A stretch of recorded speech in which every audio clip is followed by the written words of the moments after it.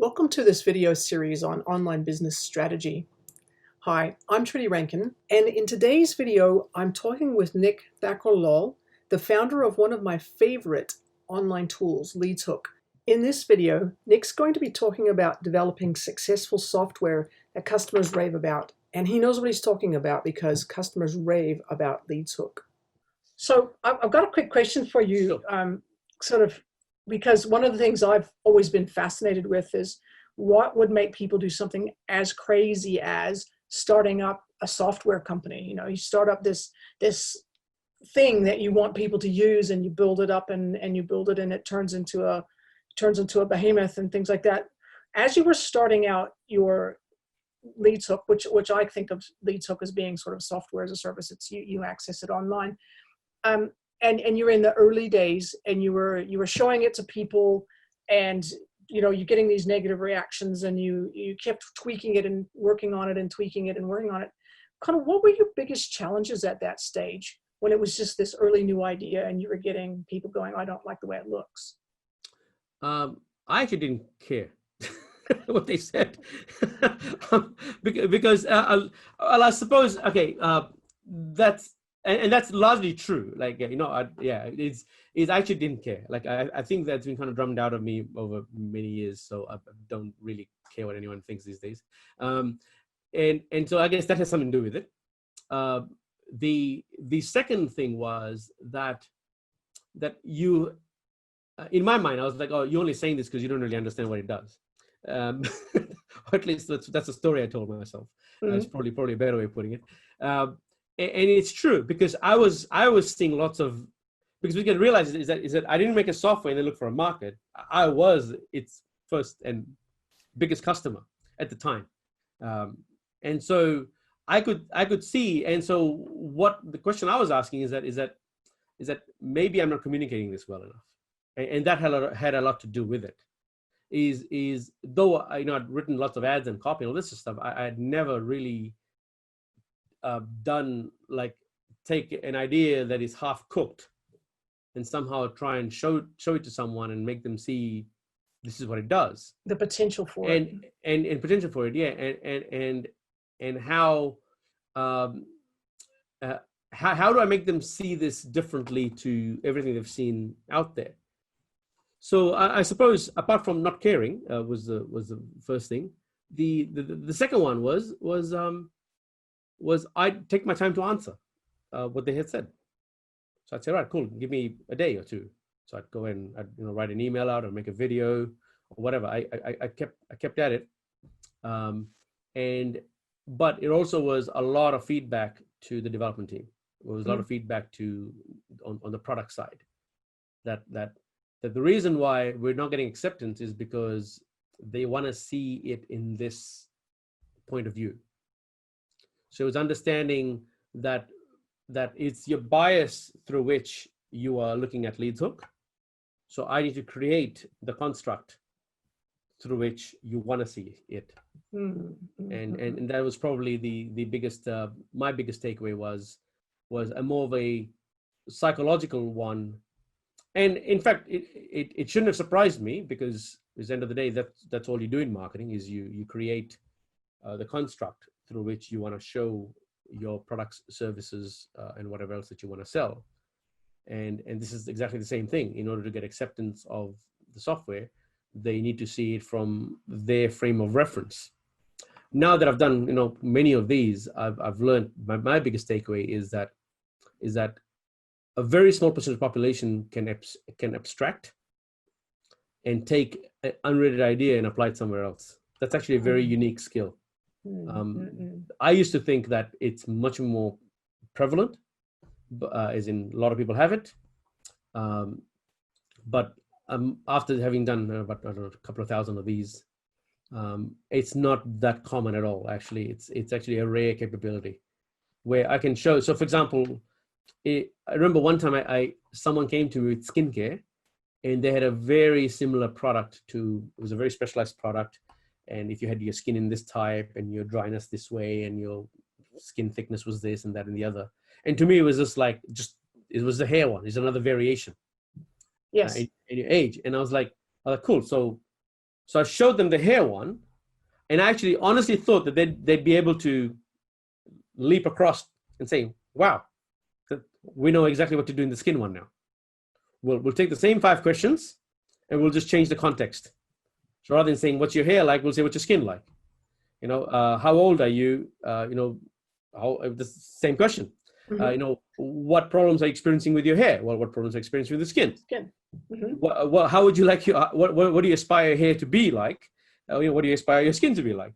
Like, it was really like the translation was, it could not have been more perfect. Like, take the same 4 questions here, put it over here, just change, go find, replace, find hair, put skin. Basically is and they could not do that. And that was the first time I said to myself, I wonder if this is much more common than what I think it is. And that's when the penny dropped for me. So I would test for that. Like, every time I get on, I'd show like a random one and said, oh, can you see how you'd use it in your business? And they're like, no, I can't. Like, what would you do? I was like, oh, okay. So I spell it out. And then so I would just test that over and over and over again. And after having done, I don't know, maybe almost 30, 40 or 50 of these, I realized I'm like, wow.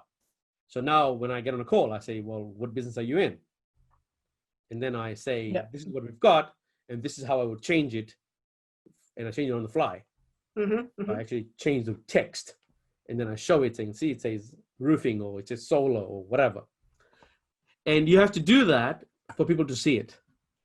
And that was the mistake I made when I was showing the product in the very early days, is I was assuming that people would abstract and extrapolate and all that other stuff. Yeah. When that, well, at least in the sample size that I've seen, that actually is not common at all. And that's fascinating. And so if you're ever selling something, you want to spell it out.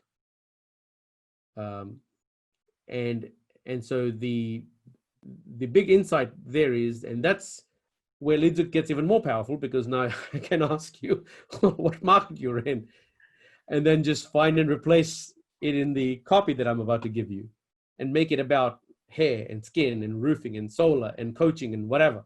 Yes, all the different things. Yeah. Rather than saying in your market you can do this, that's not as believable as in the solar market you can go do this, or in the coaching market you can go do this, or in the whatever market you can go do this. Yeah.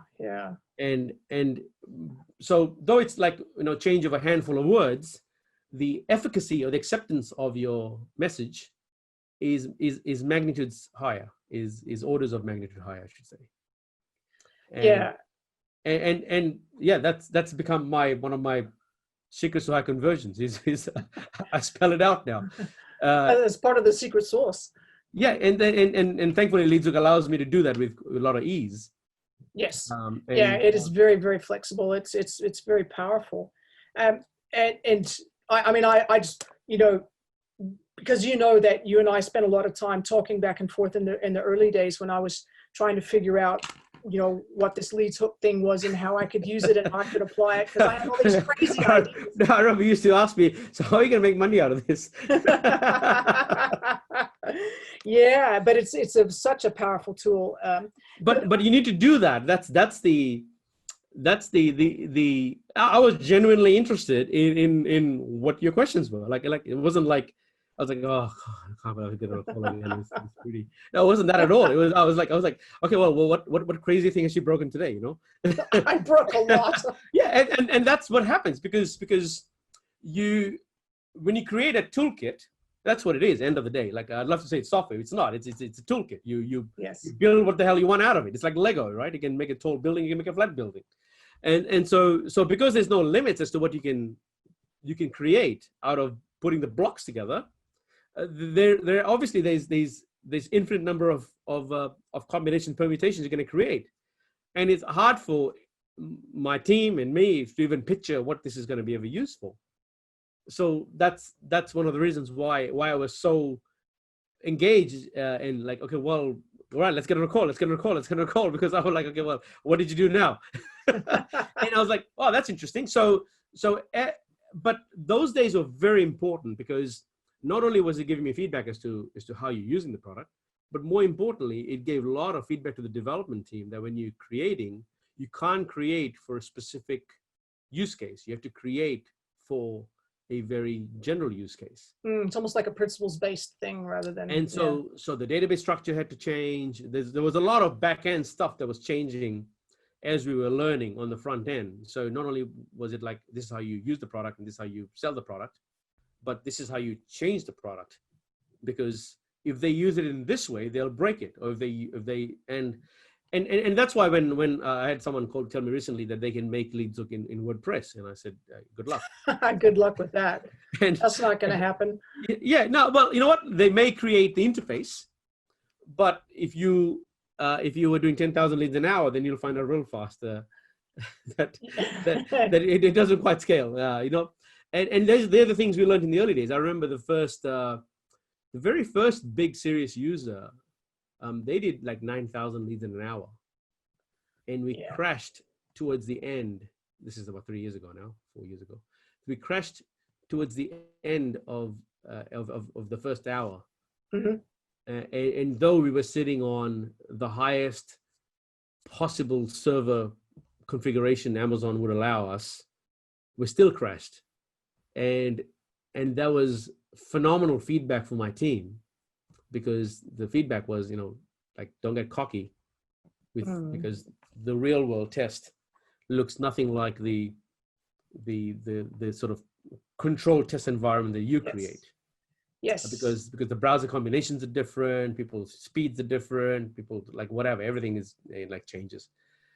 And so at that point, we actually, kind of stopped. I just put a waiting list, and we weren't taking in more people on board. Because it was so important at that stage to not take any more customers, because what for if we can't keep this thing up and running? Now, having said that, that was a unique use case. I mean, there's not too many people in the world that can do those kind of leads. But nevertheless, we had to make sure that we could withstand that. So now, like 10,000 an hour is kind of like a regular occurrence for some of the guys.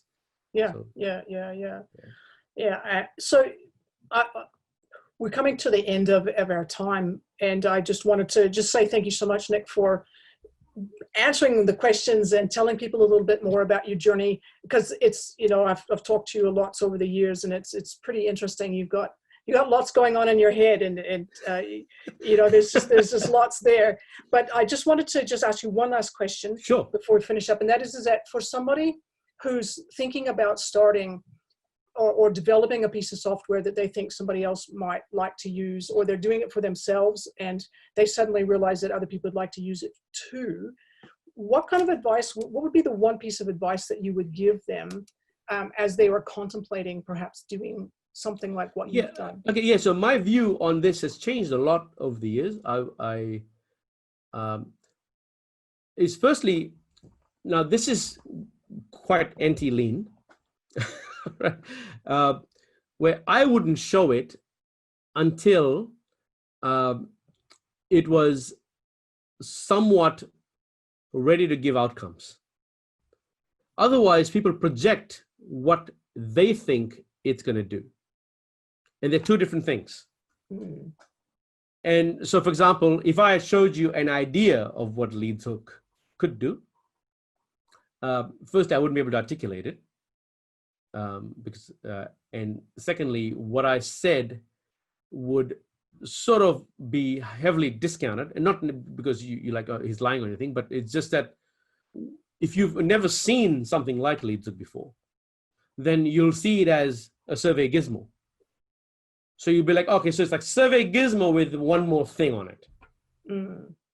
And so your frame is survey gizmo plus this thing, rather than something totally different. Mm. And so the feedback you're giving me is not of LeadsHook, but you're giving me of what you think it looks like. And they may be two different things. And so for that reason, I sort of, my view has moved away from the lean approach.